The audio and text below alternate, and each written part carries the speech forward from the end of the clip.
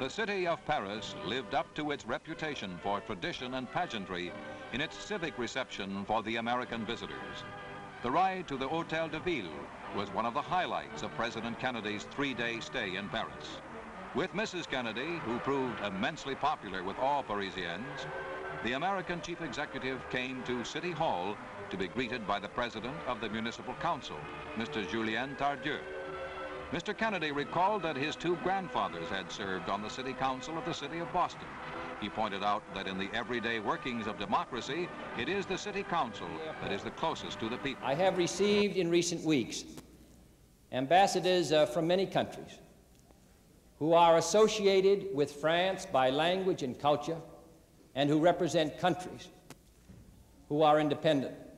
This desire for freedom, this desire for liberty, wherever it may be in the globe, in my opinion, is the strongest tide of the 20th century.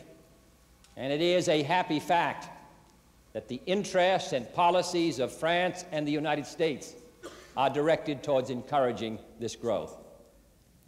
I come to this ancient city, which was a community when omnia Gallia et divisa tre partes. This city stands today, and I think it is evidence of the continuity of history. This city is no stranger to me. A Parisian designed the city of Washington, Pierre L'Enfant, who laid out our broad boulevards after living here in this community. When he had finished his generous designs, he presented a bill to the Congress for $90,000.